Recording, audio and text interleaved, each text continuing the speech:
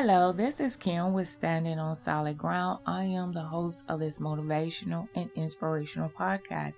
And today I want to talk about removing the yoke. If we are thinking about the things that go on in our life, we always feel like that we are trapped, that there is no way out, that there is no way of an escape. And when we find ourselves in this predicament, we always feel like that something is binding us, that is holding us back from doing the things that we so desire to do, but we feel like we cannot do it because something is keeping us trapped. Something is keeping us burdened down, or just keeping us from being able to move forward. We feel like we're stuck in the mud, so to speak. If we look up the word yoke, the word means in a biblical stand, in addition to its literal meaning, the concept of a yoke also appears in many scriptures as a metaphor for bondage or servitude. What does it mean to take Christ's yoke upon us, to humbly do His will and allow Him to guide and direct our lives? Now, when we think of a yoke, we think of an animal. Like a donkey was one of the most prevalent ways of having a job done or work done. And if you think about the device that is in like a triangular form, it was placed on that donkey's neck to anchor other things upon, whether it was something that he was pulling or to anchor it on the donkey itself. And he or she did a work to transport items from one aspect to another.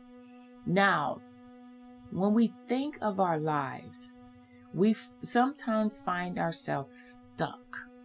We find ourselves in a situation where we feel like we cannot get out. And we go to God and we pray to God and we ask God to help us, get us out, God. Help us find a way of an escape. Help us break this bondage that we find ourselves, whether it's in a marriage, whether it's in debt, whether it's in a job that we may feel like that we are bonded, that we can't really escape and to be ourselves. We feel overwhelmed. We feel like that there is no way out. God taught me something today about myself. He taught me something. I had discovered something yesterday that really disappointed me.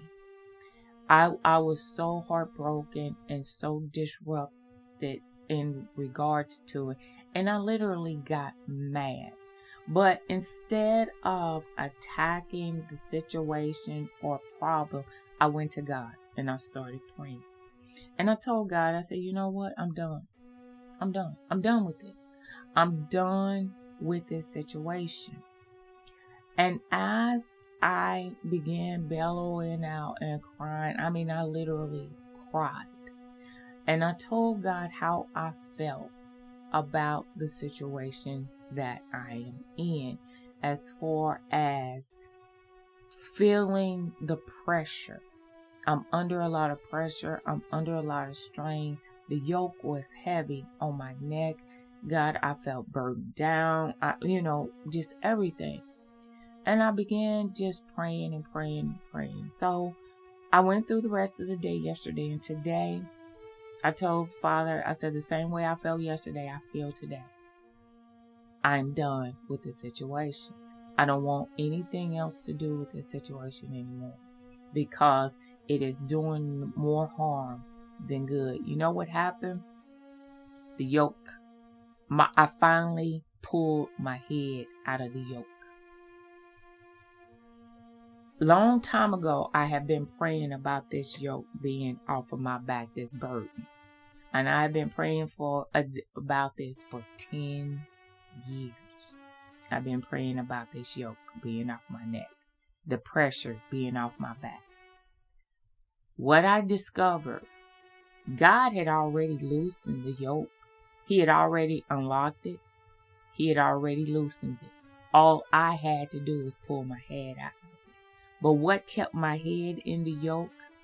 Compromising, making excuses, not standing on my faith and believing that I can do this or I will be okay. That I literally found myself still stuck in that yoke. God never said that he was leaving the yoke on me. He never said, no, I'm not taking that yoke away from you. He loosened it. He unlocked it. The problem was, I was the one stuck in it. I left myself in that yoke. What gets you out of the yoke faster? Something scaring you. Something coming to your attention that literally either scares you or make you mad that you want to do something about it. And when you're mad or frustrated and you want to do something about it or you're scared about something, what are you going to do? You're going to try to figure out how to get out of that yoke. And that is what happened. And I discovered that this morning and I said, you know, Lord, it's my fault. It's been my fault all this time. Now, I don't know how long that yoke has been unlocked and it's been loosened, but I never tried to get out of it. That is what the problem is.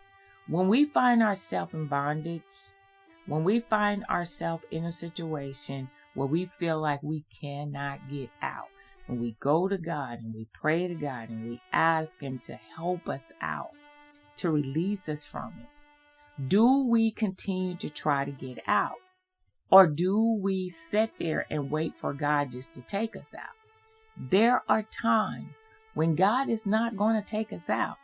We got to get out ourselves because we're asking him to help us out, but we're not making any effort to get out.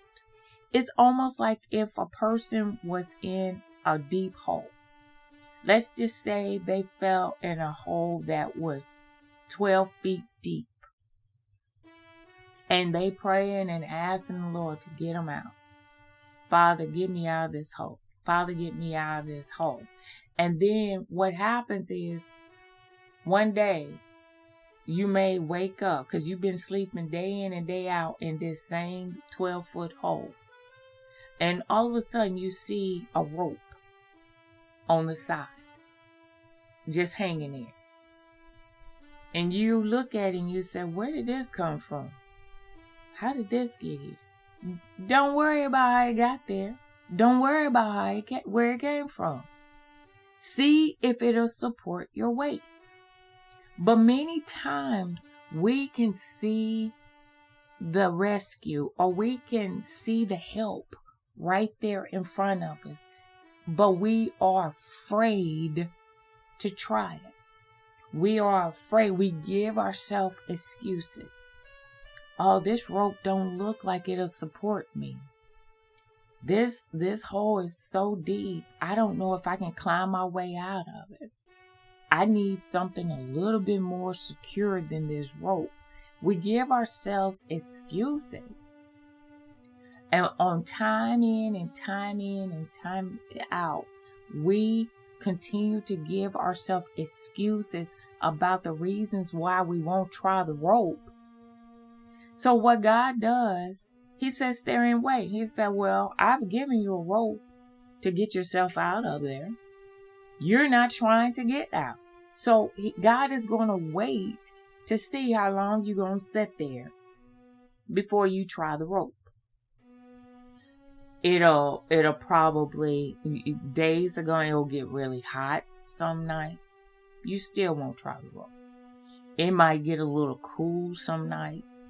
You still won't try the rope. It might sprinkle a little bit, but it's not bad enough for you to try the rope. You know, it may snow flurry a little bit. You'll figure out a way to stay warm. You'll create survival skills, but the one thing you won't do is try the rope.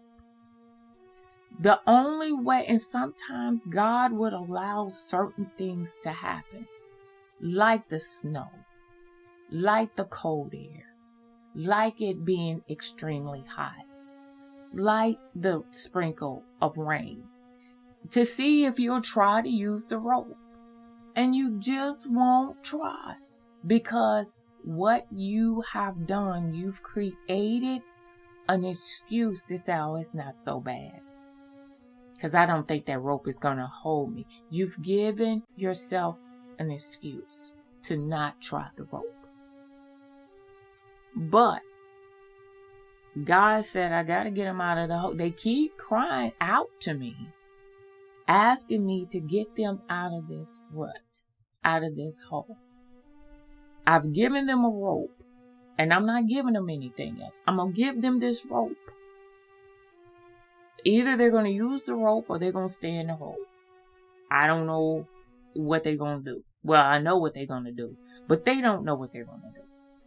So God is going to have to make it a little bit more uncomfortable for you in order for you to use the rope. So what he'll do, he'll let it rain a little bit heavier. And it might, instead of it being just a sprinkle, it might cover your feet where it filled where the rainwater went into the hole and it came up to your feet. Are they going to try the rope now? God is saying, nope, they not. So he'll let the mud, let the earth absorb the water because it's dry. So he'll let it absorb. He's not going to send anybody. Why? Because he wants you to depend on him. He wants you to trust in him. He wants you to have faith in him. He wants you to believe on him. He's not going to send someone else to get the glory for you getting out of that hole. He's going to get you out of that hole one way or the other, because you keep crying out and keep praying out to him about you getting out, but you won't try the rope. He's giving you what you need, but you won't try it. So what he continues to do, he continues to send things your way. He said, well, that little snow flurry didn't bother him. Let me send in a heavy snow. Not too heavy, but just heavy enough. So he'll send that little heavy snow. You still won't try the rope, because it's not heavy enough, or the snow is not to the point where it made you so uncomfortable to even try the rope. Then he may send a blazing heat through there that is so hot that is unbearable, but you still will not try that rope. God said, okay, they still praying to me. They still asking me to get out of this hole. I sent them a rope. They won't use it. I got to force them to use the rope. So what God is going to do? What God going to do now? He going to send a heavy rain. He going to send a rain to the point where it'll come up to your waist or to your chest area. That you in mud now. You really are in the mud.